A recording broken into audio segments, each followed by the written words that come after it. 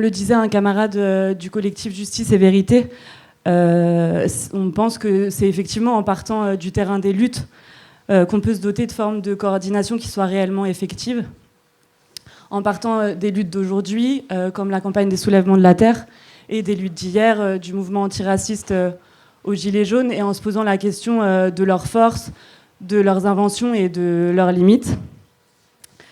Du coup, la question à laquelle on vous propose de réfléchir, c'est de savoir quel parcours de lutte commun on peut imaginer ensemble, de voir comment est-ce que on peut faire pour que nos rencontres elles dépassent le cadre de cette simple discussion ou d'une unique mobilisation.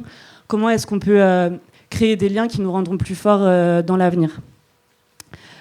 Du coup, on est ravis d'accueillir avec nous Françoise Vergès, qui est militante anti-impérialiste, autrice et féministe antiraciste. Les camarades de l'Offensive à Lille. L'Offensive, c'est une nouvelle confédération qui regroupe des personnes, des groupes militants, des associations, des médias indépendants, des sociétés coopératives ou des lieux autogérés et qui s'organisent pour reprendre des quartiers, des villes, des ZAD et des moyens de production, des espaces médiatiques et politiques pour y mettre en œuvre l'écologie radicale. Narges Bibimoun aussi est avec nous. Elle est membre de l'AFA Paris Banlieue et de notre coordination féministe antifasciste. Et les camarades des Soulèvements de la Terre qui ont déjà eu l'occasion de se présenter. Voilà, du coup, je vous laisse la parole. Ouais. Alors, moi, je vais commencer pour l'Offensive. Alors, présenter l'Offensive dans le cadre d'une rencontre autour de la question de la convergence, ça nous paraissait à la fois opportun et important, parce que, bon, c'est un peu banal ce que je vais dire, mais l'idée d'une nécessité de la convergence est d'une façon générale ce qui a poussé les militants et les militantes à la source du projet, à réfléchir au mode d'organisation on va vous exposer aujourd'hui. Donc j'aimerais tout de suite préciser la notion de convergence qui est ici en jeu. Je pense qu'on peut la caractériser de manière double. On peut dire qu'il y a d'un côté une nécessité de la convergence structurelle, c'est-à-dire l'idée d'une élaboration technique qui permet de lier ensemble les différentes organisations politiques déjà existantes, avec l'idée en arrière-fond, et c'est une position qu'on défend à l'Offensive, que le véritable rapport de force ne peut se créer et s'inscrire dans la durée que grâce à une union structurelle de nos forces politiques. De l'autre côté, on a une convergence qu'on pourrait qualifier du discours ou de la pensée, qui constitue aussi le cœur de la démarche de l'Offensive et qui désigne notre position selon laquelle les discours subversifs et les positions contestataires ou les actions contestataires doivent être captés à n'importe quel niveau, absolument partout où ils se manifestent, que cela soit, et ça j'insiste, dans le milieu militant arrêté, traditionnel ou non. Je vais donc essayer de présenter un peu concrètement ce que nous proposons avec l'Offensive en tant que mode d'organisation, en gardant toujours en tête que ces deux aspects de la convergence qui sont ceux à quoi on espère proposer une réponse réaliste, durable et cohérente. Alors, juste avant d'entrer dans cette présentation un peu plus technique, on pense qu'il est important de faire un point d'histoire, en tout cas sur les constats qui ont mené à l'élaboration de ce projet. Alors, le premier constat, qui est négatif, c'est quelque chose qu'en fait on a réalisé pendant le premier confinement à Lille, parce que je mentionne encore une fois, comme c'était dit en introduction, que c'est un projet lillois. C'est tout simplement l'incapacité des formes traditionnelles d'organisation à bâtir des rapports de force durables et surtout diffusés à des vastes tranches de la société, indépendamment de l'agenda politique qui s'impose, qu'on le veuille ou non, à nous. Alors, l'impuissance face à la gestion politique de la situation sanitaire a ainsi poussé plusieurs militants et militantes de Lille ou du nord de la France plus généralement à se questionner sur les raisons de cette incapacité. Comme je l'ai mentionné, l'enjeu de la durabilité, de la globalité et de l'étendue des rapports de force étant le centre des préoccupations qui se rattachent à la naissance de l'Offensive, c'est très vite l'idée d'un projet de société cohérent, global et réaliste qui s'est imposé comme une réponse à ce premier constat. Il faut aussi mentionner un autre élément de contexte qui est déterminant dans les premières élaborations du projet. Alors celui-ci il est lié à une expérience militante et sociale qui est celui des brigades de solidarité populaire, ou les BSP, avec laquelle l'offensive revendique directement et fermement une forme de continuité et de parenté. Alors pour en dire un mot rapidement, je pense que beaucoup d'entre vous connaissent les BSP, mais ces brigades sont créées au moment du premier confinement, en tout cas en France, comme un réseau de solidarité locale concentré autour de l'aide alimentaire, sociale, en tout cas dans un premier temps. Après, ça a pu évoluer vers des expériences d'éducation populaire, etc. Alors cette expérience, elle a une place importante dans la jeunesse de l'offensive. C'est essentiellement car la forme organisationnelle des brigades et leurs pratiques concentrent ce qui, à notre sens, doivent être au fondement de notre projet de société. Et là, je vais utiliser des mots un peu barbares, quoi, mais c'est l'idée d'autogestion totale, auto-organisation, et aussi dépassement de la base militante, et donc, par ce moyen, extension des terrains politiques, par l'agrégation des solidarités locales. Alors là, j'ai un peu dit en vague des grands concepts qui peuvent sembler un peu des idéaux qu'on a tirés de cette expérience des BSP, avec laquelle, encore une fois, et je le dis fortement, on revendique une continuité. C'est le moment donc d'expliquer un peu plus concrètement comment s'organise et comment on a pensé cette organisation proposée par l'offensive et dans quelle mesure cette organisation peut permettre d'atteindre ces idéaux ou en tout cas ces objectifs pour être plus positif. Alors pour le dire très vite, l'offensive est une confédération qui s'articule autour de la stratégie du double pouvoir. Donc ça, c'est quelque chose qui est vraiment au cœur de notre stratégie. Et ce double pouvoir, il désigne le niveau à la fois national et local. Le premier aspect de ce pouvoir est donc celui de la confédération des structures, que celles-ci soient politiques, sportives, associatives, professionnelles, etc., etc. Encore une fois, avec cette idée qu'on espère dépasser la base strictement militante. Et donc, ces structures se rassemblent à un niveau national en adhérant à l'offensive. Par exemple, tel club de sport, telle coopérative, tel syndicat peut adhérer à la confédération. L'objectif est donc de créer peu à peu au niveau national un rapport de force qui comprend des structures, certes diverses, mais qui se reconnaissent autour de positions politiques communes et de modes d'organisation similaires. L'idée est donc de pouvoir se coordonner au niveau confédéral sur la tenue de campagnes politiques, sur même les questions de solidarité financière, les réponses face à la répression, etc. Vous pourrez me dire à ce stade comment on peut garantir que dans cette confédération, il y a un contenu politique marqué et affirmé. Or, tout ça se fait grâce à une charte qui est d'ailleurs accessible sur le site internet de l'offensive très facilement. Et c'est la charte de l'offensive que chaque structure donc, qui adhère à la confédération s'engage à respecter. Or, cette charte, elle se veut à la fois minimaliste, dans le sens où on vise un dépassement de la base militante, mais intransigeante. Donc, à côté de la défense des principes de l'écologie sociale, qui est au cœur du projet, on retrouve la mise en place des principes de la démocratie directe, de l'autogestion, encore une fois, c'est un peu bateau de dire ça, mais des principes anticapitalistes, l'antiracisme, l'antisexisme, la lutte contre toutes les discriminations, voilà. Alors, ainsi, l'adhésion d'une structure à la confédération implique notamment l'organisation autogestionnaire au sein de cette structure. Donc, en quelque sorte, ce premier pouvoir de la confédération est donc tourné vers le national, puisque nous pensons qu'il est important de pouvoir mener avec la liaison structurelle de toutes les organisations ou associations membres de l'offensive, des campagnes générales au niveau national afin d'établir des rapports de force généraux, vigoureux et diffusés. Encore une fois, c'est ça qui est très important, diffusés à des larges parties de la société. Et donc, là, on arrive au deuxième versant de cette stratégie du double pouvoir, qui est celui de la localité. Et pour ce faire, je vais laisser la parole à mon camarade qui milite donc activement à Lille dans l'association locale de l'offensive. Ouais, alors moi je vais vous parler un peu de ce qu'on a fait à Lille pour l'instant. Donc on est un groupe assez jeune.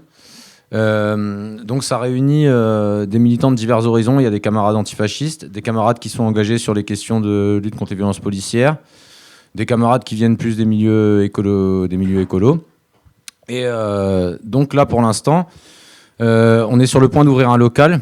Alors ce local, notre objectif, c'est que ce soit pas seulement un lieu militant classique, mais qui nous permette qui soit ouvert aussi sur des groupes de production. C'est-à-dire qu'on a des sociétés coopératives qui rejoignent l'offensive. Il y en a 2 pour l'instant, il me semble.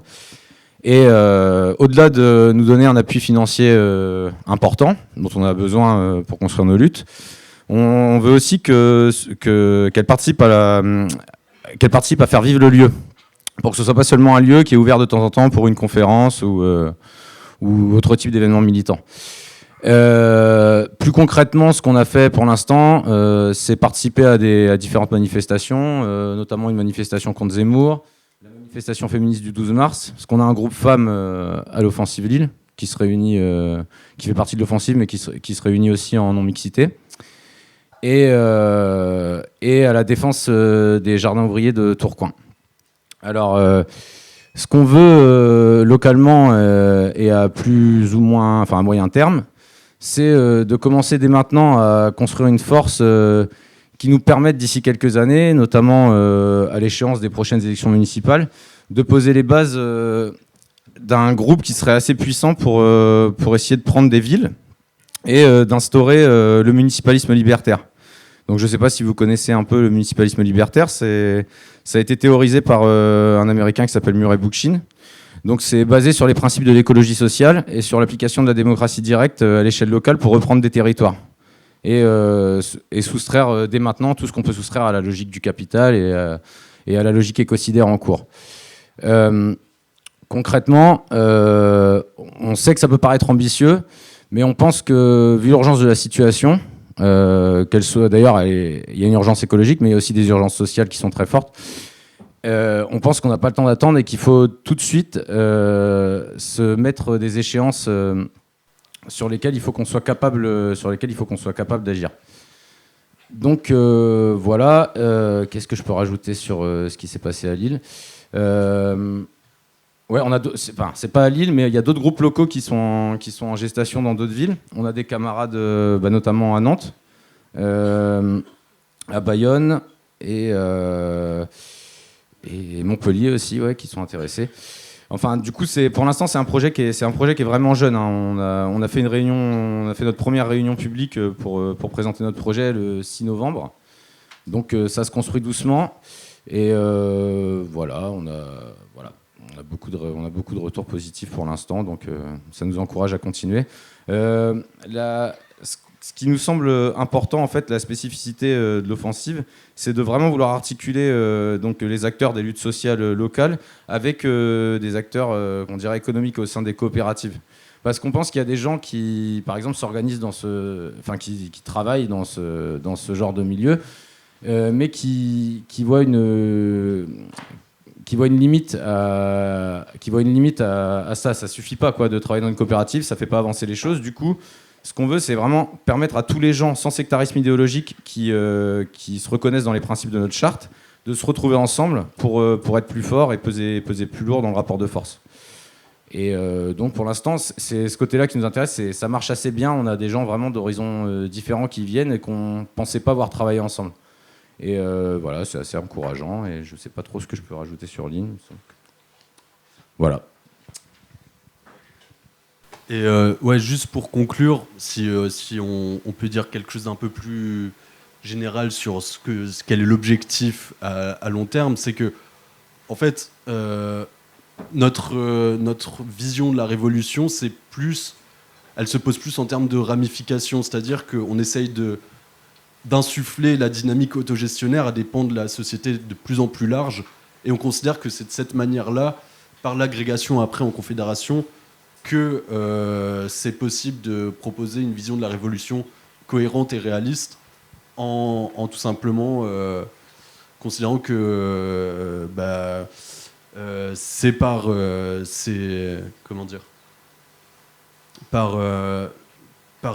fait que des structures différentes de différents milieux adoptent un mode de fonctionnement subversif qu'on va finalement réussir à créer des rapports de force durables et réellement contraignants pour l'État.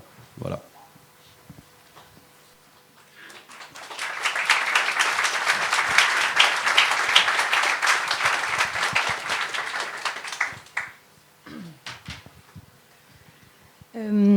Alors bonjour à tous et à toutes.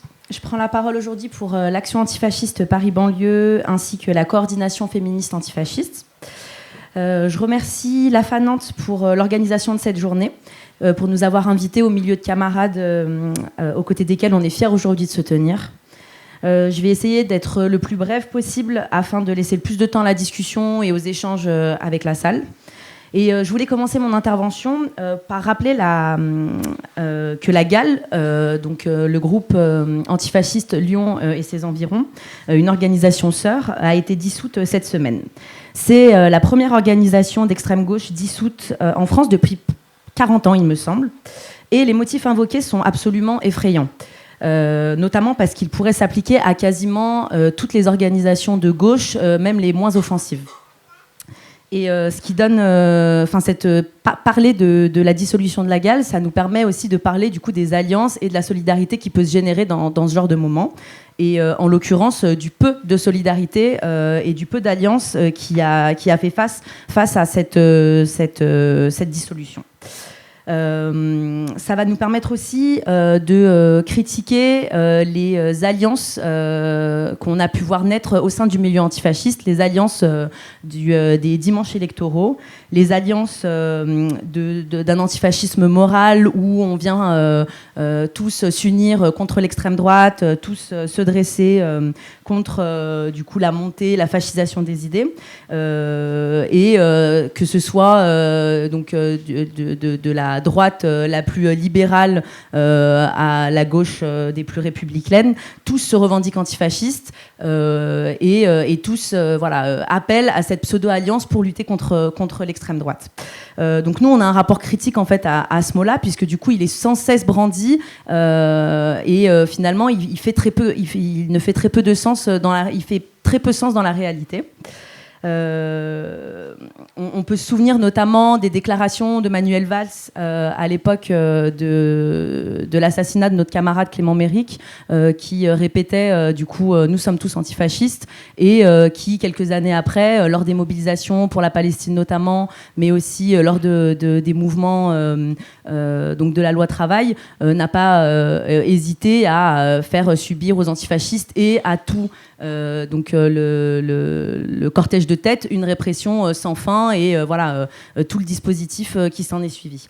Donc on a vraiment cette méfiance et on souhaite partir de là, puisque du coup ce qui se passe aujourd'hui avec la GAL, mais pas que, puisque du coup il y a d'autres organisations qui ont été touchées avant. La spécificité, c'est que la GAL est une organisation d'extrême gauche, et donc du coup on aurait pensé à un sursaut de solidarité, une espèce de solidarité blanche d'extrême gauche.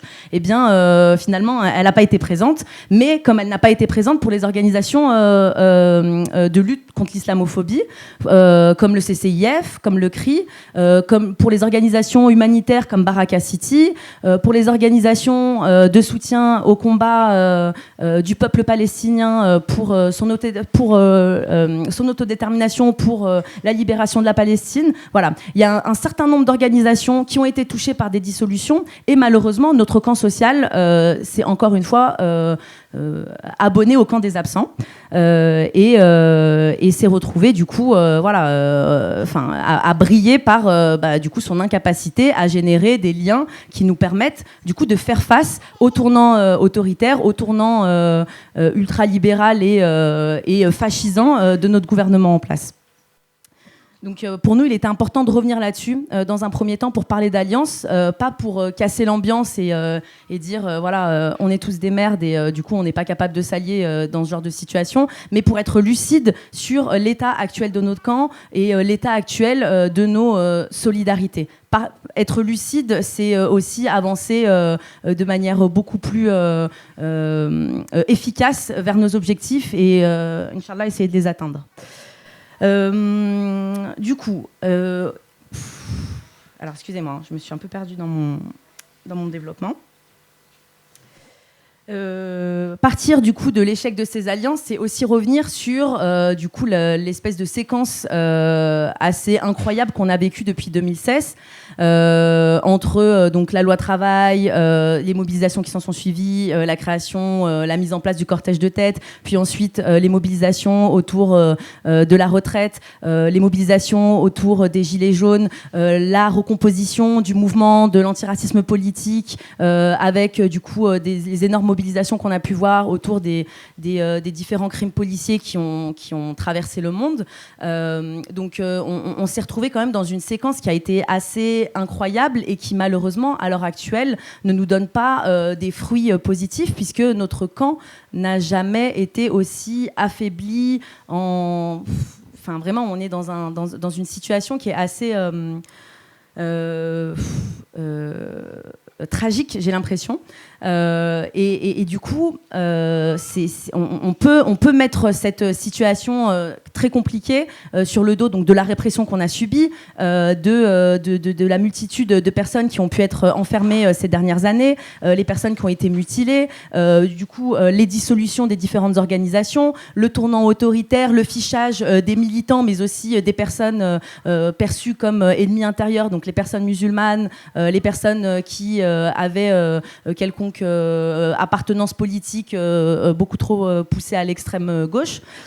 Et donc du coup on se retrouve face à un gouvernement qui prend de plus en plus de puissance, qui se nourrit du coup de ces mouvements sociaux pour du coup affirmer un constat de réussite. Enfin Macron voilà se délecte du coup de toutes ces séquences qu'il a vu passer et affirme finalement sa force en disant voilà, j'ai su gérer le Covid, j'ai su gérer les gilets jaunes, j'ai su gérer aujourd'hui la guerre en Ukraine, donc votez pour moi. Et d'un autre côté on a un camp qui est complètement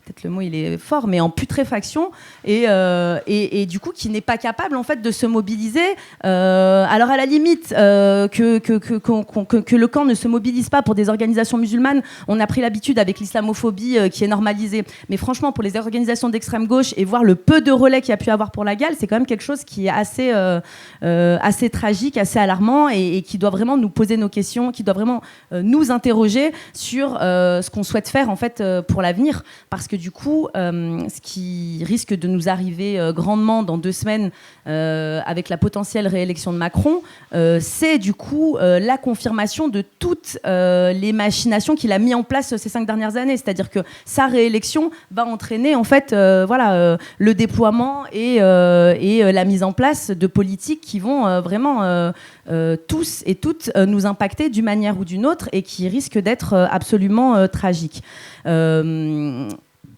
On va sortir de ce constat d'échec et essayer de penser peut-être comment justement, la question d'aujourd'hui c'est comment essayer de sortir juste de l'alliance qui se dit et de vivre ces alliances. Ce qu'on pense et ça en fait ça vient du coup de l'analyse des luttes de ces dernières années, c'est qu'il faut en fait être attentif et avoir toujours un pied en fait dans les luttes. Elles se sont recomposées, elles sont présentes, on est depuis ces 10 dernières années, on a vu les luttes se renouveler, que ce soit les mouvements féministes qui réussissent à imposer du coup les questions féministes dans toutes les sphères, qu'elles soient gouvernementales, médiatiques, mais aussi dans la rue, essayer d'avoir de nouvelles types de pratiques, de nouvelles types d'alliances. Dans le mouvement antiraciste qui a imposé un rapport de force énorme, on le rappelle, il y a 10 ans en fait il était impossible de parler d'islamophobie sans se faire tracher, sans se faire alpaguer de liens avec Khomeini qui aurait été à l'origine du mot islamophobie. Aujourd'hui c'est quelque chose que même des candidats à la présidentielle en fait reconnaissent et lutte contre, voilà.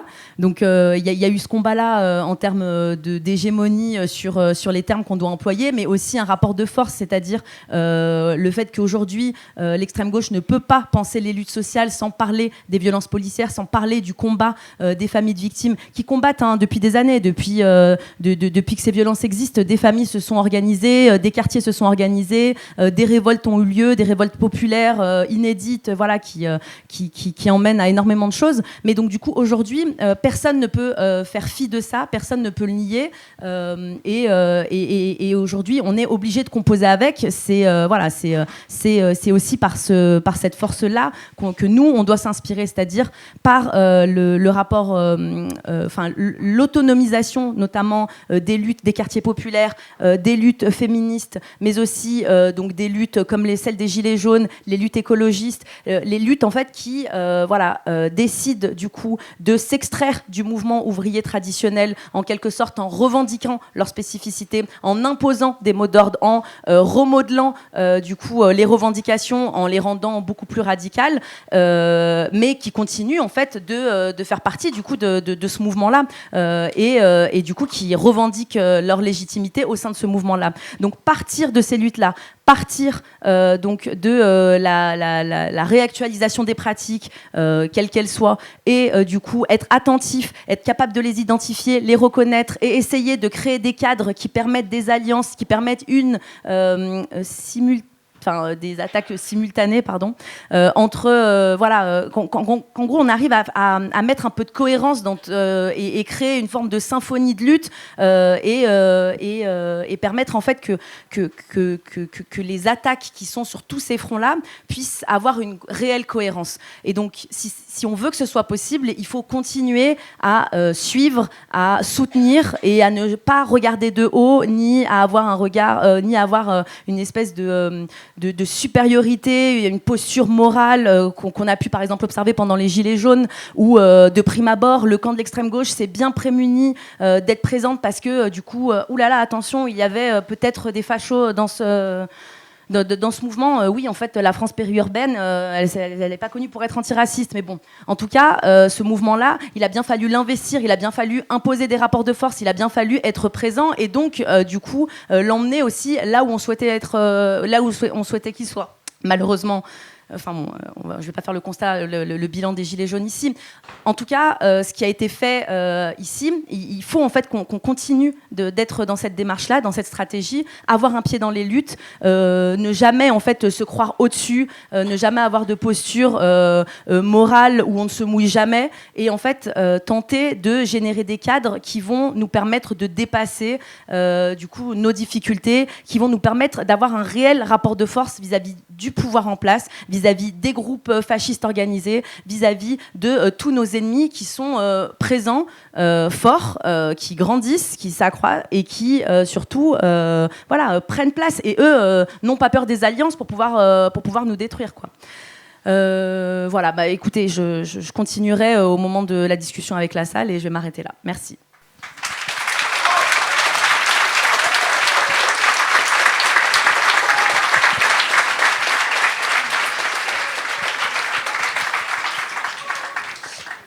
Du coup, on a eu l'occasion de présenter les soulèvements de la Terre vraiment pendant un temps assez long plutôt dans la journée, donc je vais peut-être pas redire tout ce qui a été dit.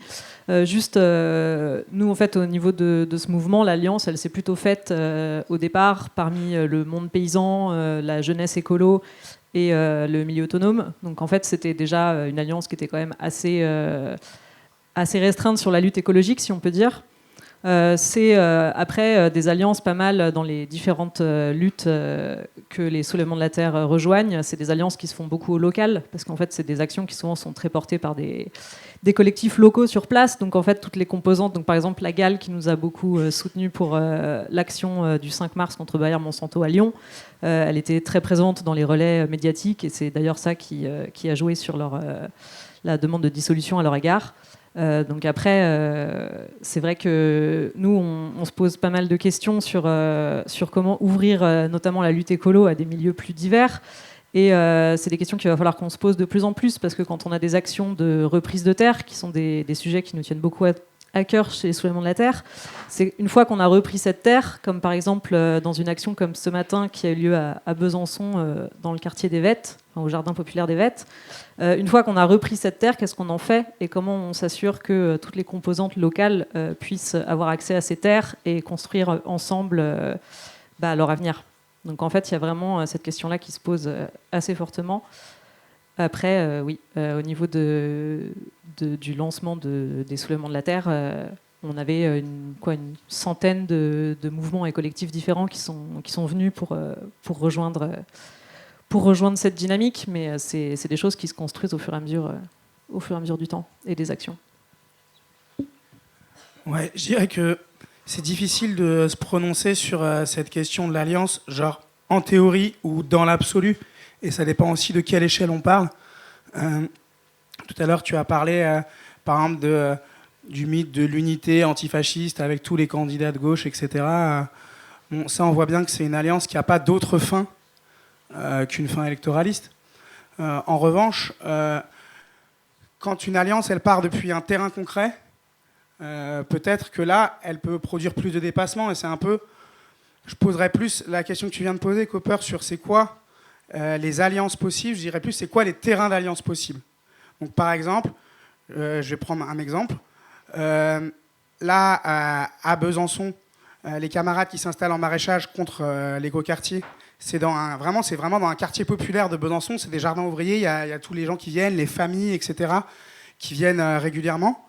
Et en fait, dans la manière qu'elles ont, les copines, parce que c'est quand même beaucoup des meufs qui mènent cette lutte, dans la manière qu'elles ont d'habiter le terrain, de penser la manière dont elles vont mettre en partage leur production, de faire en sorte que cet espace de lutte qui est pris puisse servir à différentes personnes, différents usages dans le quartier, et de là-dedans se retrouver avec toutes sortes de personnes, même dans les franges les plus institutionnelles, des franges les plus institutionnelles aux gens de base qui sont là. Et j'ai l'impression qu'effectivement, c'est pour ça qu'il y a eu ça à Besançon, à Rennes, et qu'il y a aussi eu beaucoup d'échanges avec les jardins d'Aubervilliers. J'ai l'impression qu'un des axes, où ça me parlait aussi par rapport à ce que disaient les Lillois, un des axes, un des terrains en tout cas possibles, où on peut mêler la question de c'est quoi bien vivre au quartier, s'organiser contre la police, en même temps avoir des usages qui sont respectés, c'est quoi les moyens de subsistance dont on a besoin par rapport à la situation sociale dans laquelle on est pris, etc. Et ça, je pense que c'est des choses qui sont pensables à ces échelles-là, dans ces endroits-là. Et du coup, là, ce qu'ils organisent notamment à Besançon aujourd'hui, c'est des espèces d'assises nationales des jardins populaires, où il y a plein de gens qui sont pris de différentes manières dans des jardins ouvriers, dans différentes métropoles, et qui se retrouvent pour partager leurs enjeux, partager des ressources, voir est-ce qu'ils pourraient avoir des stratégies communes. Et donc ça, j'ai l'impression que c'est un premier terrain, celui des jardins populaires en ville, sur lequel il y aurait des alliances qui seraient possibles entre les différentes forces que vous avez évoquées, du côté de l'antifascisme, de l'antiracisme, et de l'écologie et des luttes sociales, quoi.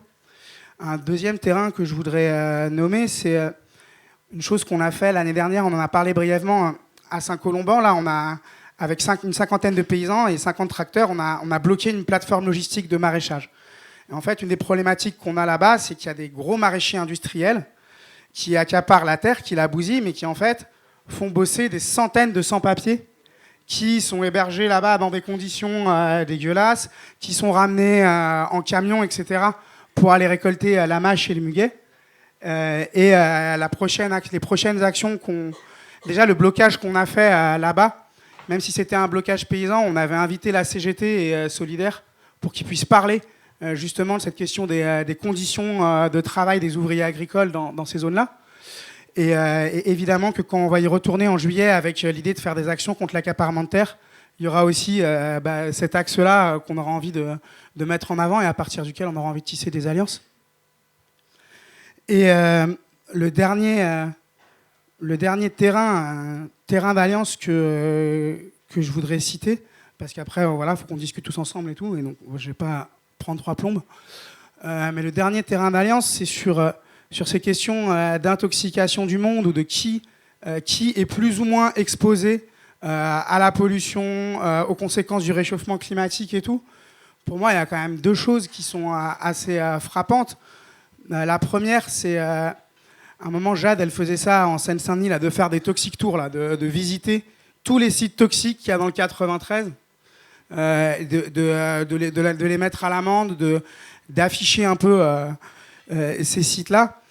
Et où je pense par exemple au camp de Manouche qui était en face de Lubrizol, là, enfin au camp là, qui était au camp de gens qui étaient pendant l'explosion, personne n'est venu évacuer, quoi. Et du coup, j'ai l'impression que ça, c'est un peu les grands absents d'une écologie qui parle trop des petits oiseaux et pas assez des réalités concrètes, des réalités vécues. Et j'ai l'impression qu'à cet endroit-là aussi, il y aurait quelque chose à jouer dans la lutte contre les grands projets inutiles ou sur certaines infrastructures, de voir comment ça se fait qu'elles sont situées dans certaines périphéries où c'est les mêmes populations subalternes qui sont aussi. Et toute dernière chose sur justement, c'est quoi ces terrains qui, pour moi, sont des terrains d'alliance entre les différentes forces qu'on a évoquées. C'est aussi la question de... parmi les territoires qui vont être en première ligne dans les changements climatiques du fait de leur situation insulaire et tout, c'est les colonies, les actuelles colonies françaises, quoi.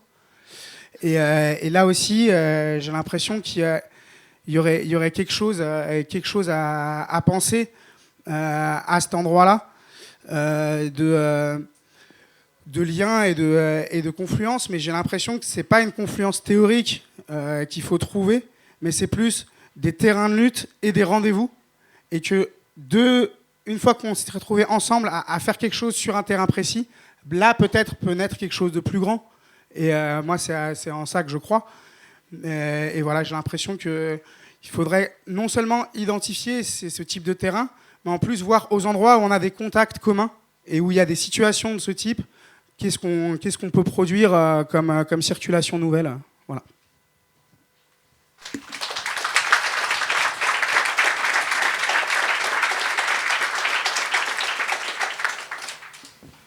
Bonsoir. Ça marche ? Oui, bonsoir. Merci pour l'invitation. Alors, je ne sais pas si je vais être aussi concrète, hein, alors vous m'excuserez. Mais la question qui a été posée sur les alliances et l'antifascisme et l'antiracisme, pour moi, l'antiracisme est un antifascisme et vice-versa, et un anti-impérialisme. Sinon, je ne vois pas de quoi on parle. On oublie souvent que le fascisme a des racines coloniales, qu'il y a une matrice coloniale, le fascisme. C'est l'Algérie qui envoie les premiers députés antisémites au Parlement. L'OS est une organisation fasciste, raciste et sexiste et viriliste. Le fascisme, c'est les armes, c'est la guerre, c'est le viol. Enfin, il n'y a pas pour moi de possible. Je veux dire, l'alliance, elle devrait partir de ce constat déjà. Il n'y a pas eu de défascisation de la société française après la guerre d'Algérie. Il n'y a pas eu vraiment qu'est-ce qui avait été les racines fascistes, notamment. Et moi, ce qui m'intéresse pour penser à ces alliances, c'est comment décoloniser donc cette société française qui s'est quand même construite sur l'esclavage, le colonialisme et aujourd'hui l'impérialisme. Donc comment faire de l'antifascisme concret ? Moi, je pense beaucoup, surtout, on a beaucoup parlé de répression, donc dans ces méthodes de pacification, il y a évidemment la répression, les lois, la prison, mais il y a aussi toutes les méthodes, toutes les questions idéologiques. Et je m'intéresse, moi je viens de ce qu'on appelle un outre-mer, c'est-à-dire une colonie française, et je me suis intéressée évidemment aux méthodes de consentement qui font qu'il y a une adhésion, enfin on peut penser évidemment à tous les travaux de Frantz Fanon, qui font qu'il y a une adhésion à ce qui vous opprime. Et alors, évidemment, donc la question de l'éducation, évidemment, comment l'éducation fait de vous un colonial racial, mais aussi, pour moi, notamment, ça commence avec Sarkozy, et puis ça prend vraiment son envol avec Macron, un multiculturalisme libéral et même un antiracisme libéral. Il y a un antiracisme qui est plus seulement l'antiracisme moral de l'époque, mais qui est un antiracisme libéral, où le libéralisme s'empare évidemment de la question de ce qu'on appelle la diversité et l'inclusion, qu'on entend maintenant partout. C'est extrêmement important. Et quand on lit d'ailleurs les journaux de l'économie de droite, il y a une demande que le capitalisme soit inclusif et divers, que c'est absolument important pour le sauver. Donc moi, je m'intéresse à ça, et évidemment aux questions féminisme, à ce que j'ai appelé le féminisme civilisationnel, c'est-à-dire comment les droits des femmes sont devenus une des cartes maîtresses de l'impérialisme et du capitalisme. Absolument une des cartes maîtresses. Et donc comment ça joue dans les quartiers, dans ce qu'on appelle les quartiers populaires, et comment ça joue contre les hommes noirs, racisés, asiatiques, mais comment ça joue joue aussi contre des queers, contre les trans. Enfin, je veux dire, comment les droits des femmes sont devenus une des cartes maîtresses, parce que tout le monde est quand même d'accord pour les droits des femmes. Donc évidemment, là, tout le monde va être d'accord. Et on a vu comment ça a été joué dans la guerre contre l'Afghanistan. On voit comment ça se joue même en ce moment avec la guerre qui se passe en Europe. On a vu comment... C'est vraiment toujours cette reconstitution donc, de la civilisation qui protégerait les femmes. Donc c'est évidemment l'Europe et toutes ces autres civilisations qui ne protègent pas les femmes. Donc pour moi, c'est comment ça se passe en ce moment, notamment ce multiculturalisme libéral et cet antiracisme libéral. Vraiment. On a vu l'actuel président qui invite, qui fait son projet Les Mondes Nouveaux, où il y a tout un tas d'artistes noirs et racisés qui sont invités à l'Élysée, de l'argent qui est donné, on invite ceci, cela. Il y a toute une offensive qui est faite pour casser l'antiracisme politique et pour casser évidemment tout ce qui pourrait être de ces projets. Donc on voit, pour moi, c'est vraiment... important, c'est de comprendre aussi les vies du colonial racial, ce qu'expliquait Mathieu, pour voir comment le candidat d'extrême droite actuel est un pur produit de l'Algérie française. C'est un pur produit de l'Algérie française. C'est absolument, il est une expression, il est un symptôme du colonialisme français. Absolument de cette assimilation qui fait qu'on se hait et on hait tout ce qu'il y a autour de ça. Donc on voit que ça n'est pas du tout parti, c'est complètement... La société, elle est quand même autour de ça. Pour moi, la question aussi des alliances, c'est de s'intéresser à l'état de guerre permanente et pas simplement la question, évidemment, de la surveillance et de la police, mais de l'OTAN en ce moment, de la militarisation, de l'incroyable augmentation des budgets militaires, de la militarisation, que la France est quand même le 3e producteur d'armes au monde et le 3e vendeur d'armes au monde. Donc on vit dans un pays qui exporte des armes. Et qu'est-ce que ça fait, les armes? Je veux dire, c'est là-bas pour détruire le Yémen, pour détruire ses terres. Je veux dire, c'est un pays, ça a complètement disparu. La question de la production de la guerre a disparu de nos conversations. On parle de la police, mais on ne parle pas du fait que, par exemple, en ce moment, on parle des guerres en Europe, mais que l'armée française, elle bombarde en Afrique, qu'il y a des gens, des Africains qui meurent sous les bombes françaises aujourd'hui, qu'il y a eu l'opération Barkhane, que l'armée française est déployée en Kanaki, quand il y a quand même le référendum de la décolonisation, que dès qu'il y a des grèves en Guadeloupe, l'armée est déployée, que c'est quand même, je veux dire, l'armée, elle continue. Il y a une armée impérialiste, il y a une police raciste, une armée impérialiste qui continue à servir les intérêts impérialistes de la France. Et justement, ce qu'on appelle les Outre-mer, je ne peux pas supporter ce mot, mais enfin bon, il faut bien les appeler comme ça, c'est vraiment, aujourd'hui, c'est une des fondations de la République coloniale dans laquelle on vit. Je veux dire, c'est pas simplement, il y a les quartiers populaires et il y a l'autre endroit beaucoup plus caché qui est un peu au-dessous là, qu'on ne voit pas et qui sont donc ces outre-mer, la Martinique, la Guadeloupe, la Guyane, la Kanaki, Nouvelle-Calédonie, les îles du Pacifique, la Réunion et Mayotte. Mayotte, c'est quand même un endroit où il y a les politiques anti-réfugiés, anti-migrants, est une des plus violentes. Et on parle de celle qui se passe à Calais, mais on ne voit pas. C'est-à-dire qu'il y a des choses qui sont expérimentées, comme l'expliquait tout à l'heure Mathieu pour la police, qui sont expérimentées dans les colonies pour ensuite être expérimentées ici. Il y a des va-et-vient, il y a des hauts fonctionnaires qui s'exercent là-bas pour revenir s'exercer ici. On a un exemple historique, évidemment, c'est Maurice Papon, qui a été préfet de Constantine avant d'être préfet de Bordeaux, puis préfet de Paris en 1961 quand ils ont noyé les Algériens dans la Seine. Et ça continue, ce n'est pas terminé. C'est vraiment, il y a une pacification constante.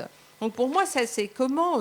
Cette guerre permanente de l'exploitation, de la dépossession qui se poursuit, devrait être le terrain d'un internationalisme antifasciste, antiraciste, anti-impérialiste.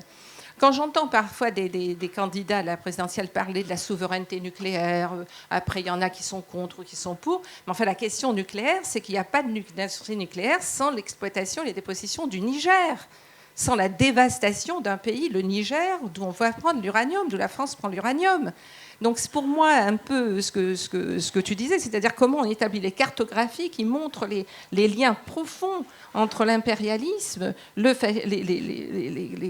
racisme et l'exploitation en France. Il n'y a pas d'autre.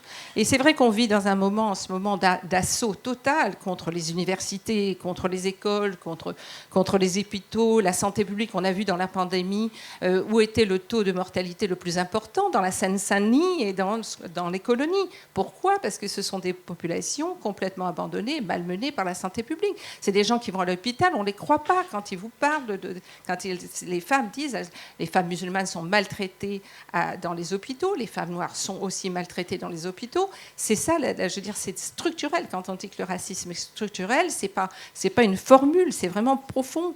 Il y a l'assaut contre l'extrême gauche dont Nergès a parlé.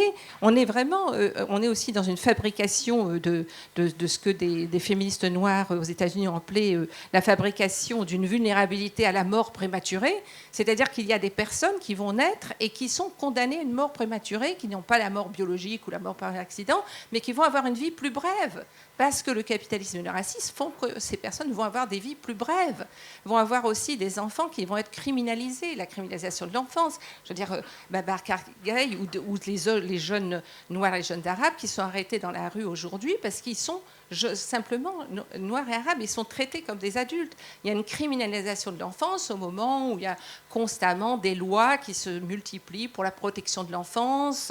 De la même manière, protection des femmes, les lois se multiplient au même moment où on appauvrit les femmes, on les fragilise, on les vulnérabilise, toutes les femmes, je veux dire, qui sont de plus en plus pauvres. On l'a vu, le nombre des femmes gilets jaunes, qui montraient effectivement l'incroyable précarisation, la fabrication d'une précarité constante, la fabrication d'une vulnérabilité. Les hommes et les femmes des classes populaires et les hommes et femmes des communautés noires et racisées meurent plus tôt. Ils meurent beaucoup plus tôt, encore plus tôt dans les Outre-mer. Je veux dire, les maladies sont des maladies structurelles, ce ne sont pas des maladies biologiques dans ces communautés. Le fait du diabète, de l'hypertension. Donc on est vraiment dans des classes dominantes en ce moment. Tous ces assauts, c'est que les classes dominantes, évidemment, elles ont aussi peur. Elles n'ont pas simplement, elles ont peur de ce qui a émergé depuis depuis toutes ces années dont on a quand même parlé. Parce qu'évidemment, il y a les trahisons, mais il y a aussi des avancées. Il y a eu quand même tous ces mouvements qui sont présentés là, puis tant d'autres dont on parle. Le fait que toutes les organisations contre les violences policières, elles ne se seraient pas passées comme ça il y a 20 ans. Donc il y a une peur. Et la peur, il y a la répression, mais aussi, je le dis, il y a tous ces assauts idéologiques. Il faut écraser ce qui a émergé. On se rappelle qu'en 2019, je crois, il y a eu je ne sais combien de pétitions contre ce qu'ils appelaient le décolonialisme. Bon, elles étaient plus délirantes les unes que les autres. Il y avait des psychanalystes, il y avait des journalistes. En fait, tout le monde, tout d'un coup, partait en vrille là-dessus. Alors évidemment, on pouvait en rire tellement c'était grotesque, mais il y avait quand même quelque chose d'une panique qui se passait. Et il y a la panique, il y a là constamment cette panique qui fait la répression, mais qui fait aussi la fameuse doctrine du en même temps.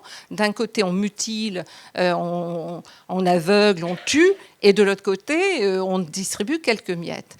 Historiquement, il faut quand même parfois, il faut se souvenir historiquement de choses, comment ça s'est passé. Dans les grands moments de grandes offensives aux États-Unis, de Black Panther Party et d'autres, qu'est-ce que Nixon se dit? Nixon se dit, il faut qu'on fasse quelque chose pour casser ces mouvements. Et qu'est-ce qu'il va développer? Le capitalisme noir. Parce qu'il se dit, le capitalisme, donner quelque part du gâteau, ça va casser les mouvements révolutionnaires. Et donc, ce que j'appelle le multiculturalisme libéral ou l'antiracisme libéral, c'est ça, c'est comment on va casser les mouvements en offrant quelques miettes à quelques-uns. On fait émerger une bourgeoisie, pour l'appeler ainsi. Donc, pour moi, c'est ça, l'importance de cartographier tout ça.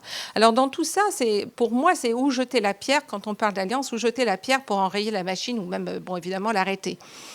Mais alors, pour moi, parfois, dans les stratégies, c'est quelle pierre je porte, c'est-à-dire, je suis derrière le mouvement, mais je porte la pierre. On me dit, tiens, porte cette pierre, parce que, je sais pas, moi, vous faites une action. Quand je dis la pierre, c'est bon, alors je la porte, quoi. J'apporte, je pose. Et puis, quelle pierre je pose? Quelles pierres je peux poser, quelles sont mes capacités à poser ces pierres. Et en ce moment, je travaille beaucoup sur la création de refuges et de sanctuaires, parce que je pense qu'il faudra multiplier des refuges et des sanctuaires pour se cacher, pour reprendre des forces, pour pouvoir lire, pour pouvoir se reposer. Vraiment, on voit évidemment, il y a beaucoup de solidarité envers les réfugiés et migrants, mais il faudra même pour nous, puisqu'on voit, on a rappelé la répression énormément. Et pour moi, donc dans les pierres, dans ce monde qui pour moi est devenu irrespirable, et tu parlais des questions, mais c'est quand je dis que c'est irrespirable, c'est que dans l'écologie, par exemple l'écologie bourgeoise, on ne parle pas du fait que on ne peut plus, il y a la moitié des gens dans le monde ne respirent plus de l'air pur. Il y a des millions d'enfants qui naissent aujourd'hui avec des problèmes respiratoires dès la naissance. Absolument dès la naissance, qui déjà, même dans le ventre de leur mère, ont des problèmes respiratoires. Et tout ça, c'est dû aux pollutions. Il y a plus de gens qui meurent chaque année de pollution de l'air que d'aucune autre cause. D'aucune autre cause. Donc quand on dit « I can't breathe », je ne peux pas respirer, ce n'est pas simplement contre la police seulement, c'est la fabrication d'un monde irrespirable. Donc comment effectivement reconstruire un monde où on peut respirer, pour moi c'est vraiment important. Donc à mon niveau de dire quelle pierre je pose dans ces alliances, moi ce que je peux apporter et ce que je fais déjà, c'est de l'éducation. Bon, c'est-à-dire de la transmission des luttes qui sont passées, de l'importance pour qu'on se souvienne toujours que si nous sommes ici aujourd'hui, c'est parce que d'autres ont lutté avant nous, sinon on ne serait pas là aujourd'hui dans cette salle. C'est parce que ces luttes ont eu lieu, que ces personnes ont lutté, qu'on peut continuer à discuter et qu'on a en plus un vocabulaire qui s'est enrichi depuis. Donc pour ça, la transmission et l'imagination. Parce que le capitalisme, c'est aussi la perte de l'imagination. C'est qu'on ne peut plus imaginer. On ne voit plus rien. On est pris dans la machine infernale de la capitalisme et de l'image. On n'arrive plus à imaginer. Qu'est-ce que serait un monde post-capitaliste ? Qu'est-ce que serait un monde post-raciste ? Et pour moi, ces travaux d'imagination sont extrêmement importants pour qu'on reprenne justement, parce que c'est se projeter, ses pouvoirs, et ça fait partie justement des possibilités d'alliance. C'est-à-dire de pouvoir aussi rêver, pas au sens de rêvasser, mais de rêver vraiment pour de poser vraiment des pensées utopiques, de la même manière que nos ancêtres ont posé des utopies, que les personnes esclavagisées et esclaves ont dit « un jour nous serons libres », et que ça a pris 4 siècles. Eh bien, un jour, elles ont pu, et la lutte continue pour l'abolition totale. Et donc, comment pouvoir dire, un jour, oui, nous y arriverons. Et qu'en ce moment, c'est difficile, je le sais, c'est absolument difficile, mais des moments difficiles, tous les gens en ont connu, tous les peuples. Aujourd'hui, les peuples du Sud connaissent des situations extrêmement dures, absolument dures. Et la question, c'est que de se dire qu'évidemment, on a un ennemi formidable, mais on a un ennemi aussi qui est assez faible.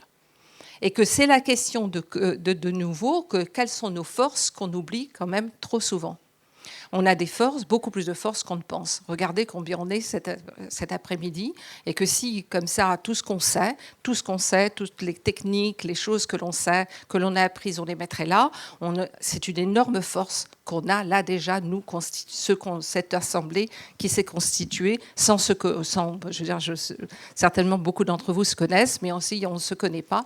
On peut constituer dès là, aujourd'hui, cette assemblée. Et ça, c'est déjà une alliance. C'est déjà l'alliance qui se fait, et parce que c'est une constante construction, l'union est une constante construction, puisque la division est constamment à l'œuvre, puisque la division est une des armes principales du pouvoir.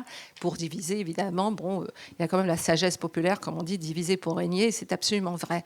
Donc cette question de le faire, de faire, et de ne pas se dire « c'est ça qu'il faut faire ». Si on n'arrive pas là, on ne va pas le faire, mais de le faire à ce moment où on se constitue en communauté d'action. Donc là, par exemple, il y a déjà plusieurs groupes et plusieurs collectifs. On se constitue déjà, ce n'est pas demain, après-demain, dans 6 mois, on est là, on peut le faire, là où nous sommes en ce moment.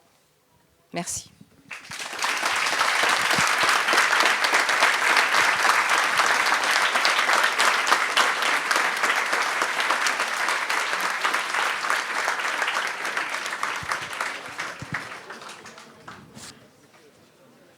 Bonjour, je suis arrivé un petit peu sur le tard. Ce que je vois de commun sur les 2 derniers intervenants, c'est quelque chose qui ressemblerait à de la lutte de classe, finalement. Moi, je suis noir et gabonais. Là-bas aussi, on a nos oligarques. Et c'est vraiment un problème de lutte de classe. C'est pas une question ni de religieuse, ni féministe.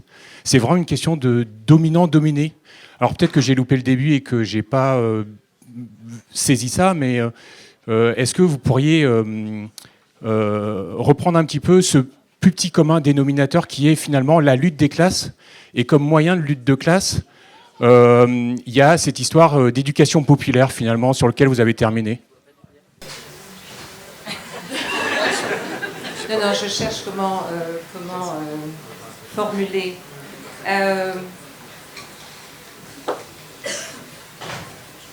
Je ne pense pas qu'on puisse dire que les luttes que les femmes mènent, je ne veux pas dire nécessairement féministes, que les femmes mènent, ou que des trans, ou que des paysans, ou les luttes de libération, ne sont pas importantes parce qu'elles ne seraient pas entièrement des luttes de classe. Je pense que la lutte contre les dominations sont importantes, mais que les dominations, elles sont les classes, la notion de classe sociale, elle est traversée par les questions de race, par les questions de ce qu'on appelle genre. Je ne suis pas tellement fan de ce terme, mais enfin bon, elle est traversée par ces questions-là. Et aujourd'hui, même aussi par les questions de religion, c'est-à-dire si on est musulman, on est quand même à part, en tout cas en France, en Europe. Donc oui, il y a la question de la domination et de l'exploitation, mais elle est traversée, je veux dire, on le sait bien, si on regarde, je le disais, les communautés noires, racisées, arabes, en France, ne sont opprimées, mais la classe ouvrière blanche a quand même bénéficié de sa position blanche.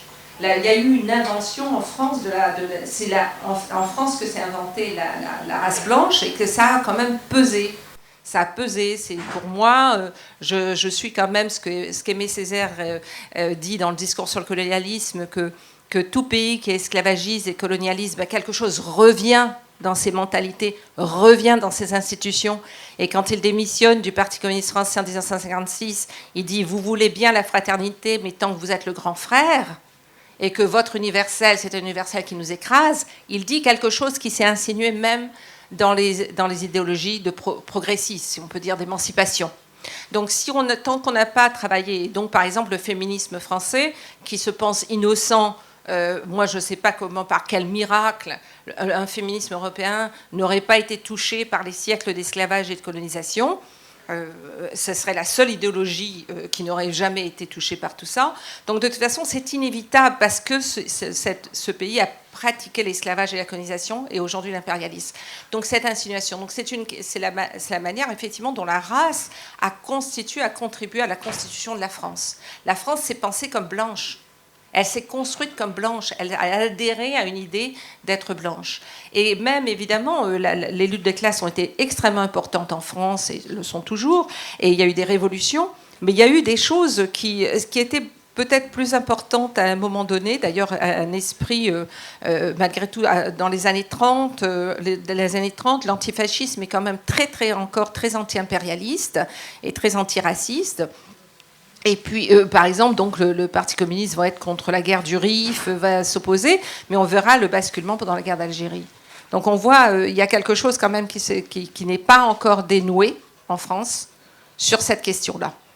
Donc pour moi, quand je dis qu'en France, on a besoin de se poser les questions, et dans la lutte antifasciste, antiraciste, anti-impérialiste, se poser la question de comment on va contribuer à la décolonisation de la société. Pour moi, par exemple, une des luttes, c'est si je suis en France, comment je lutte contre l'industrie de l'armement je veux dire, je suis quand même dans un pays qui envoie des armes, je veux dire, qui vend des milliards d'armes à l'Arabie Saoudite, par exemple, qui est en train de détruire le Yémen.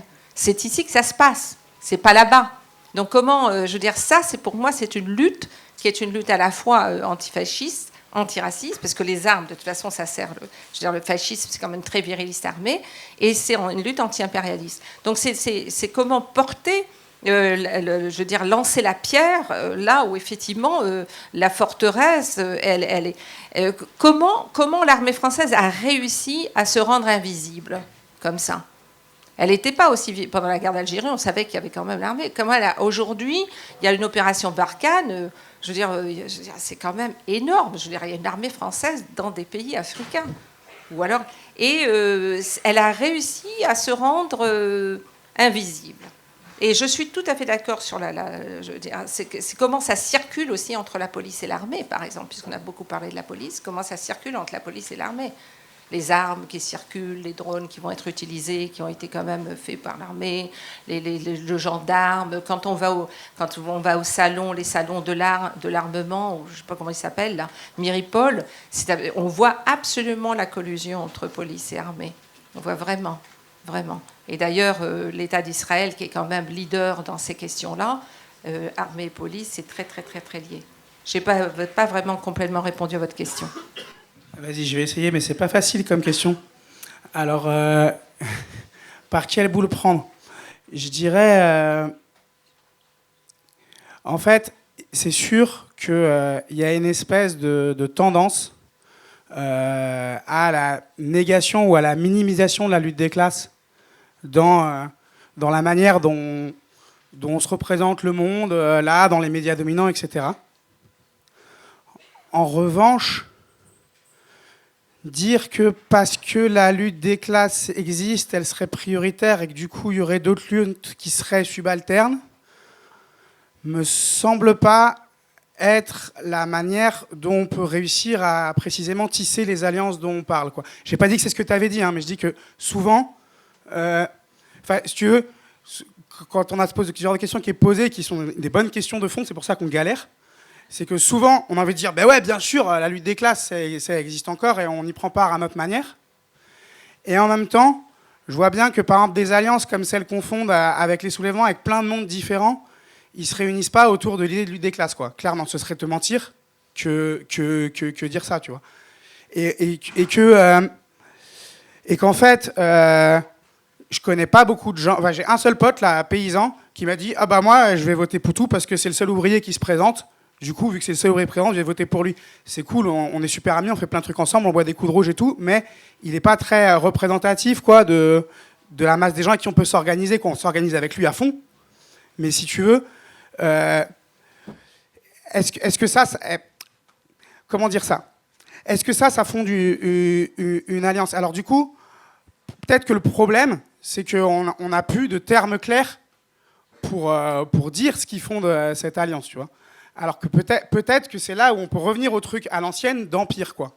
C'est-à-dire, si on prend ici l'histoire de Nantes, là on est à Nantes, là, si on prend précisément l'histoire de Nantes au XVIIIe siècle, la constitution d'une classe ouvrière nantaise, la construction des chantiers navals, des usines, des corderies, etc. La construction de l'empire colonial français, le sucre qui arrive, etc. La dépossession des paysans de leurs communaux qui se retrouvent après à aller bosser à l'usine. Et le fait de cantonner les femmes à la maison, bah, c'est le même moment, en fait. C'est le même moment et c'est la même dynamique impériale. Et du coup, c'est pour ça que c'est délicat de répondre sans caricature à ta question, je pense. Parce que ça mériterait de déplier un peu plus c'est quoi, genre, cet empire-là auquel on fait face. Et comment chaque assaut singulier qu'il porte est vraiment singulier. Tu vois, genre l'assaut qu'il porte contre les populations issues de l'immigration postcoloniale, l'assaut qu'il porte contre les classes populaires et tout. À chaque fois, c'est quelque chose de très singulier et de propre à ce qui arrive aux personnes qui sont ciblées par cet assaut. Et en même temps, tous ces assauts ont quelque chose de commun, quoi. Et sauf que, hélas, on est un peu dépourvu de langage pour le dire. Et j'ai envie de dire que je préfère qu'on cherche plutôt que revenir au truc old school, trotskiste années 70, quoi. Je préférais qu'on trouve autre chose ensemble, quoi. Juste une petite chose, je pense que quand même la lutte des classes, il y a quelque chose qui doit être réapproprié, parce que ça a tellement été effacé ce que ça veut dire, et puis c'est tellement lié à une orthodoxie que, mais du coup, quand on le dit, on pense tout de suite à cette orthodoxie, alors que je pense qu'il faut se la réapproprier, parce que sinon, aujourd'hui, c'est dialogue social et toutes ces autres choses. Donc il y a une lutte des classes, il y a une lutte contre les classes dominantes, c'est réel. Mais c'est vrai qu'en France, quand on dit lutte des classes, c'est tellement lié à une certaine histoire et à des trahisons qu'évidemment on a du mal. Mais je suis d'accord qu'il faudrait se réapproprier ce terme et lui redonner du contenu. Je vais essayer aussi d'y répondre. Je ne sais pas si on va faire ça pour toutes les questions, mais bon, du coup... Moi, je pense qu'il ne faut pas faire une espèce de rupture entre pro-classe et pro-race ou pro-genre.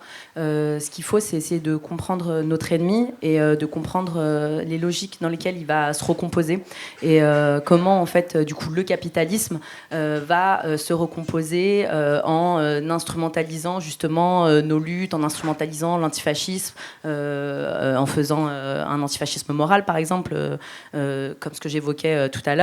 En instrumentalisant par exemple les luttes féministes et en faisant un féminisme libéral, institutionnel ou un fémonationalisme. Ça va être pareil pour le fascisme, l'écologie, le capitalisme vert, l'antiracisme libéral. Voilà, comment est-ce qu'on donne un peu des petits droits, de la visibilité, de la représentation. Enfin voilà, comment le capitalisme en fait instrumentalise du coup nos luttes et donc du coup, comment nous, il faut qu'on soit en mesure de le comprendre, de comprendre les dynamiques qui sont spécifiques, de comprendre comment il va se réalimenter, comment il va se réajuster, s'étendre, prendre du pouvoir, enfin voilà, et aussi de nous affaiblir finalement, parce que du coup, en créant du flou, en générant des choses où les gens ne sont plus trop capables, enfin ils sont plus capables d'identifier si c'est une victoire ou si c'est finalement un échec. Est-ce qu'on est heureux d'avoir plus de représentation, voilà, en tant que non blanc, ou est-ce que finalement c'est pas juste un leurre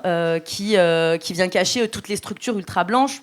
Voilà, pour ça. Est-ce qu'on veut plus de pouvoir ou est-ce qu'en fait on veut abattre le pouvoir? Enfin voilà, ça nous permet en fait de nous poser des questions et donc du coup, moi je pense qu'il ne faut pas qu'on rentre ou qu'on retombe dans l'espèce d'écueil qu'il pouvait y avoir il y a quelques années où on opposait notamment aux militants antiracistes. Voilà, on leur opposait tout le temps l'idée qu'ils n'étaient pas assez révolutionnaires, qu'ils ne parlaient pas assez de capitalisme, de lutte de classe parce que du coup, ils venaient emmener la dimension raciale, la dimension anti-impérialiste, voilà, qui venait remettre au cœur du débat, du coup, toutes les liaisons et toutes les logiques et tout ce que, en fait, comment est-ce que le capitalisme se déployait sur place dans ses colonies intérieures, dans ses colonies extérieures, comment il se déployait dans le fait qu'il tuait spécifiquement des jeunes hommes noirs et arabes de quartiers populaires, donc pauvres, et comment, du coup, il ne tuait pas finalement des jeunes hommes blancs pauvres. Enfin, voilà, du coup, c'est toutes ces questions-là qu'on a essayé un peu d'évincer en disant, oui, on est tous ouvriers, vive la lutte des classes. Moi, je pense qu'il faut vraiment sortir de ce rapport très moral en fait en se disant oui il y aurait des pros et des contres et se dire voilà on essaye de comprendre notre ennemi, il est complexe, il se redéploie systématiquement et donc du coup il faut qu'on soit à la hauteur de son redéploiement et qu'on soit partout où il se trouve simultanément et justement que nos alliances, pour revenir à la question de base aussi qui nous est posée, c'est se dire en fait que nous on doit aussi s'allier sur des actions qui vont pouvoir attaquer notre ennemi concrètement de partout et ensemble quoi et du coup de le blesser, de réussir à le détruire simultanément au travers de tous nos combats, mais dans un concert enfin voilà, qui a un peu de cohérence. C'est bon.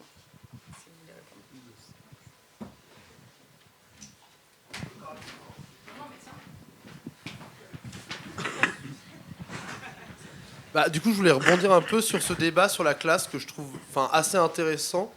Parce que, effectivement, je trouve qu'il y a une connotation très vieux marxisme sur la lutte des classes où on l'entend que comme une lutte entre ouvriers ou prolétariat et bourgeoisie, alors qu'on peut, je pense, aussi penser le racisme et le genre comme des systèmes qui produisent des classes et qu'ils ne sont pas séparés du capitalisme, mais que c'est du coup une espèce de jonction des trois systèmes qui produit une lutte des classes et que du coup, dans le fond, est-ce que les points de convergence d'alliance, ce ne serait pas justement d'aller chercher à lutter contre cette division entre toutes ces questions-là qu'on nous impose un petit peu par les discours libéraux et justement pas essayer de rechercher justement cette classe dans ce sens global pour recréer une culture de classe qui englobe toutes ces choses-là et qui fasse une synthèse de toutes ces choses-là et qui se rattache à une histoire qu'on a peut-être perdue et qui lutte justement contre le libéralisme qui nous impose cette espèce de fragmentation permanente et qui fait que du coup justement lutte des classes c'est devenu un gros mot qu'on n'arrive plus trop à comprendre alors qu'on peut penser tous ces systèmes-là comme des luttes de classe en fait.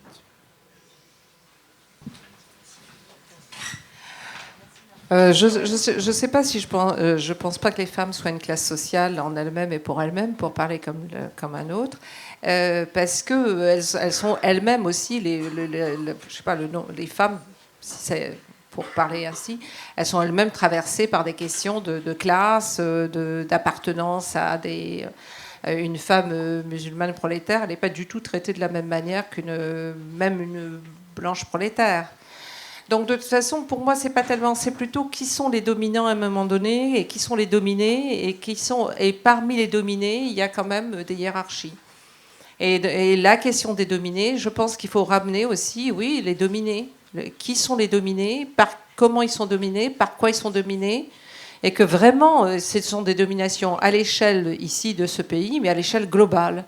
Il y a vraiment des gens qui sont des peuples entièrement dominés aujourd'hui. Et que si la bonne vie, même la vie qui est difficile en France pour beaucoup, elle est quand même possible, elle est mieux parce que la France continue d'abord de vivre sur ces siècles d'avoir exploité des peuples entiers et des terres entières, et qu'elle continue aussi, je veux dire, tout ce qui fait la richesse de la France n'est pas dû à des talents particuliers ou des génies particuliers, mais au fait d'avoir pu s'industrialiser et d'avoir pu se moderniser sur l'exploitation. Je veux dire, quand la France quitte l'Algérie, il n'y a rien. Il n'y a rien. Il n'y a strictement rien. Pour les Algériens, il n'y a rien. Et pendant ce temps-là, le blé est arrivé, le vin est arrivé, les gens sont enrichis. Donc la question quand même de la domination me semble extrêmement importante. La question de la domination et comment s'exerce la domination, quelles sont les armes de la domination et quelles sont les luttes des dominés. Des dominés les damnés de la terre, si on veut reprendre cette expression. Pour moi, c'est ça qui est important. Et la question justement du coût de la terre est importante, puisque vraiment la question de la terre est fondamentale pour des tas de peuples. Pour des tas de peuples, la question de l'accès à la terre est fondamentale. C'est le cœur de leur lutte. Les peuples amérindiens des Amériques, les peuples des Amériques nord-sud et dans les Caraïbes, en Afrique, la question de la terre est absolument... Et donc, quand on prend comme un point de départ comme la terre, on voit comment s'exerce le vol, le pillage, la domination. Et donc la faim, la déprivation, mais c'est des questions, c'est très concret. On n'est pas du tout dans l'abstrait, là. On n'est pas du tout dans l'abstrait. Et que c'est vrai que c'est en plus que la pandémie a énormément appauvri des millions de personnes. La guerre qui se passe en Europe contribue à des famines déjà en Afrique aujourd'hui, et que c'est aggravé par le désastre climatique. Donc ça, c'est les questions concrètes qui se posent aujourd'hui. Les questions concrètes, absolument concrètes, qui se posent tous les jours et qui ne sont pas des questions là-bas, qui sont des questions ici. Et comment on va lutter ici ? Parce que les peuples feront ce qu'ils feront à faire, mais comment on lutte ici chaque fois ? Je veux dire, moi, il y a une anecdote qui est pour moi très, très, très parlante. C'est pendant la guerre du Vietnam, des communistes italiens vont au Vietnam, au Nord-Vietnam. Ils rencontrent Ho Chi Minh et ils disent à Ho Chi Minh, c'est une vraie histoire, hein, je vous raconte pas et ils disent à Ho Chi Minh comment on peut vous aider, et Ho Chi Minh raconte la lutte du peuple vietnamien, comment est organisé dans les campagnes. Alors il répète comment on peut vous aider. Alors Ho Chi Minh continue à parler de la lutte au Vietnam, comment ils font, et Ho Chi Minh finit par leur dire, parce qu'à la fin il dit, mais rentrez en Italie et faites la révolution, c'est comme ça que vous nous aiderez. Donc la question, c'est comment on fait la révolution chez soi, enfin je veux dire, là où on est, parce que ça va avoir un impact. Donc la question aujourd'hui, c'est comment faire ici en France pour que ça ait un impact pour évidemment les Français et les Françaises, et enfin tous ceux qui vivent ici, qui ne sont pas nécessairement tous Françaises et Français, mais comment ça aura un impact aussi pour les pays que la France continue à exploiter et à dominer. Je dirais, genre, le comment faire alliance pratiquement, là, la première question que tu posais,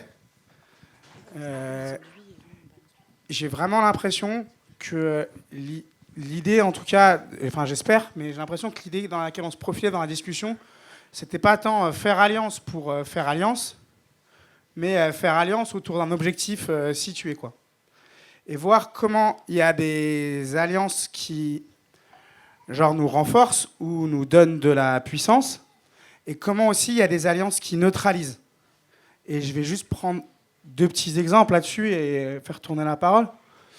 Par exemple, je vais prendre l'exemple d'une alliance forte qu'on a dans les soulèvements avec la Confédération paysanne. Tu vois qu'il y a un syndicat paysan qui a son propre agenda aussi, sa propre autonomie de décision, ses propres préoccupations, son propre bagage théorique, etc., qui n'est pas forcément le nôtre.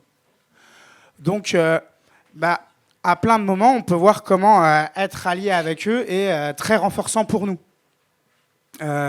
Parce qu'il y a plus de paysans dans nos manifs, parce qu'on fait venir les tracteurs, parce que le fait que, tiens, il y a un sabotage qui est fait au grand jour, et il est porté avec le porte-parole national de la conf démasqué, ça renforce la portée du geste. Donc ça, par exemple, ça serait une somme de dimensions de l'alliance qui nous renforce. Mais à chaque fois, ce processus d'alliance, il implique d'admettre, de composer avec l'altérité, et de ne pas être systématiquement dans une situation où tu vas convaincre l'autre que c'est ta stratégie ou ton point de vue qui est le bon. Donc ça veut dire que, par exemple, tu prépares une manif avec la Confédération paysanne, toi, tu es là en mode, bon, on va envahir le chantier, puis eux, peut-être qu'ils n'ont pas forcément les mêmes objectifs pour la journée. Genre, peut-être qu'ils ont envie d'envahir le chantier aussi, mais à telle ou telle condition, avec telle ou telle crainte en tête, que nous, on n'aurait pas, par exemple. Et du coup, tu te retrouves immanquablement à faire des compromis. C'est-à-dire à dire, bon, voilà, par exemple, vous avez un certain rapport à l'affrontement avec la police, qui est plutôt de l'éviter, ce qui, a priori, n'est pas tant que ça le nôtre, mais comment on va faire composer ces deux rapports différents ensemble. Et je dirais que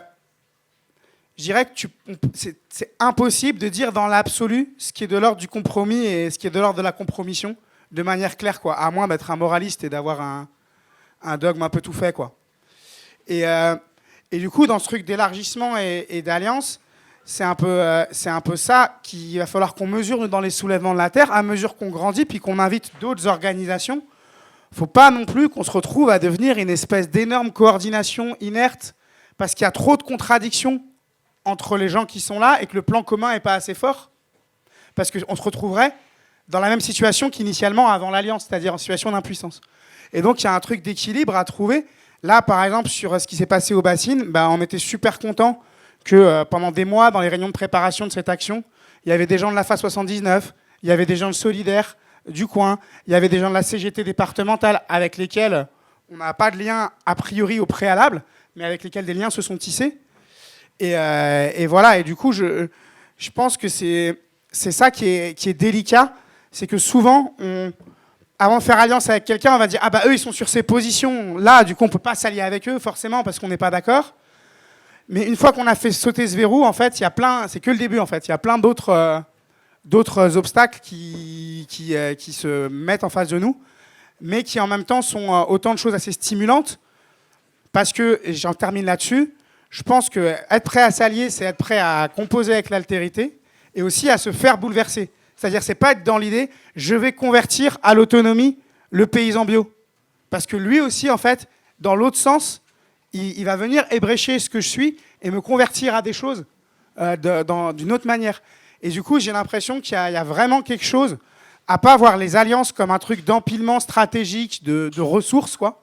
À pas avoir une conception instrumentale de l'alliance, mais à essayer de s'embarquer dans cette forme de dépassement que tu essayais de nommer justement à la fin, même si tu galérais un peu. Tu as parlé de ça. Moi, je vais rebondir juste sur l'idée là, que tu as évoquée à la fin de dépassement de milieu. Déjà, juste, je pense qu'il y a des espaces pour tout et qu'il ne faut pas forcément dénigrer ces moments où on ne va pas avoir un présupposé sur le savoir de toutes les personnes qui sont présentes dans la salle. Il y a plein de gens qui ont des âges différents, des parcours et qui sont là et qui apprennent de nouvelles choses en venant ici. Donc peut-être que si c'est de la redite pour certains, il y a des choses nouvelles et intéressantes. Et je pense qu'il ne faut pas non plus... voilà, tout mélanger. On n'est pas dans une AG, malheureusement, pour essayer de construire une alliance. On est là pour discuter.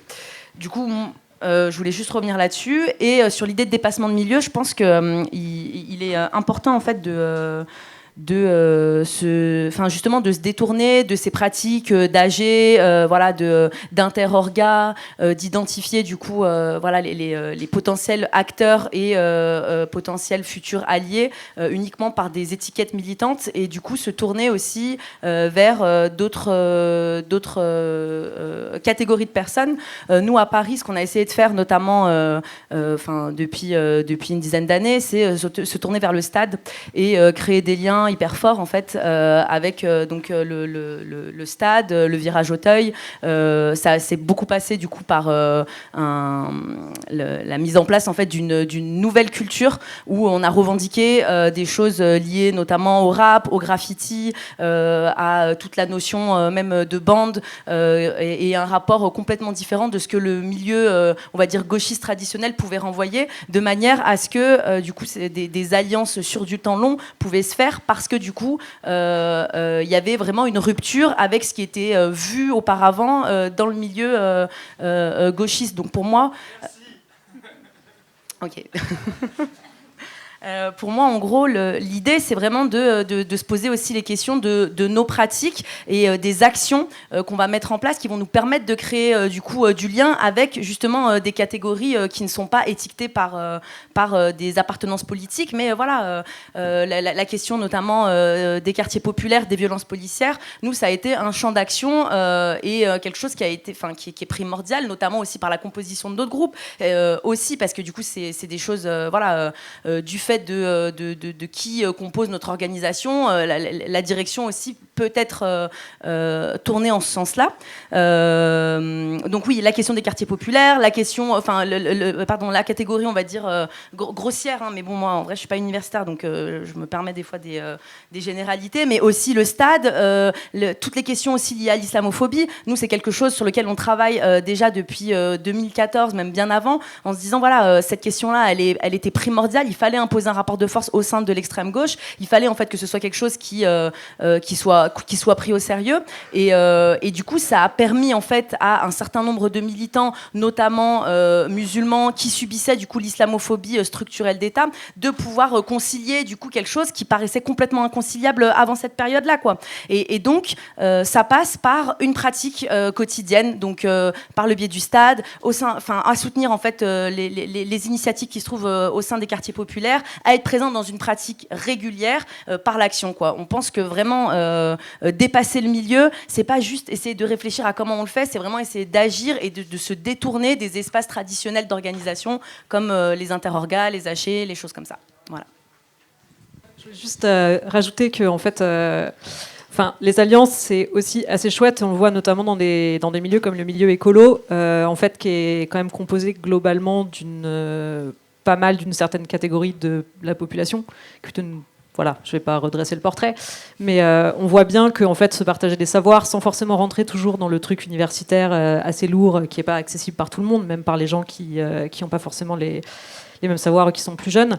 Il y a des gens juste que ça n'intéresse pas ou qui ne comprennent pas les choses de la même manière. Mais en fait, le fait de se questionner et de dépasser un peu ses habitudes, ça permet aussi de rediriger ses pratiques, et ça permet aussi de se baser sur des choses qui ont déjà été faites sans forcément tout réinventer à chaque fois, ce qui est un piège souvent, notamment dans les milieux écolos assez jeunes, notamment du mouvement climat, quoi, qui ont tendance à vouloir se lancer corps et âme dans de l'action directe, à vouloir faire des choses et tout, sans forcément avoir de culture politique, sans forcément avoir l'histoire des pratiques et des luttes, et qui du coup vont se retrouver un peu piégés par le fait de perdre énormément de temps à réinventer plein de choses, quoi.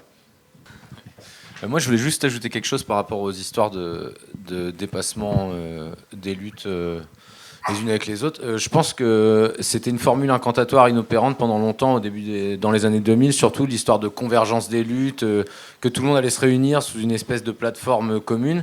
Ça n'a jamais marché. Ça n'a jamais marché pour la simple et bonne raison que ça oubliait, ça invisibilisait beaucoup d'autres luttes.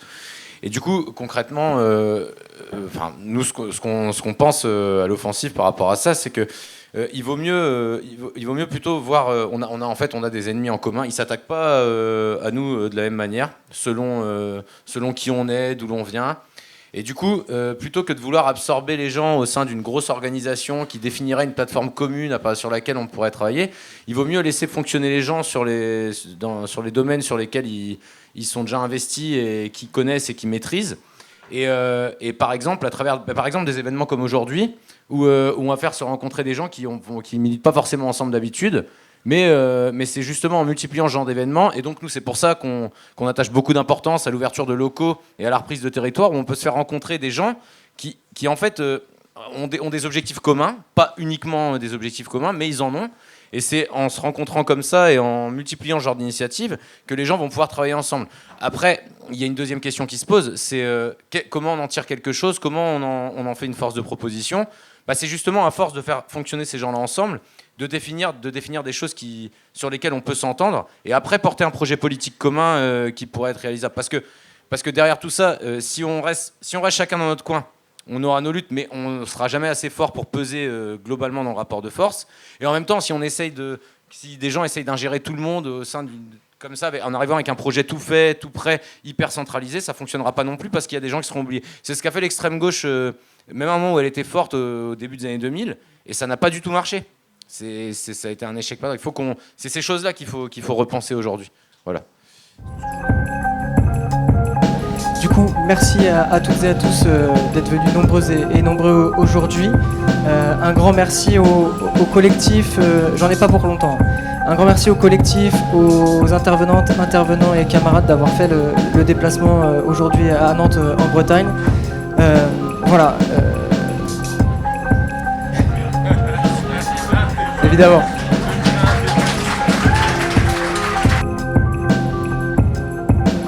Merci beaucoup et à bientôt.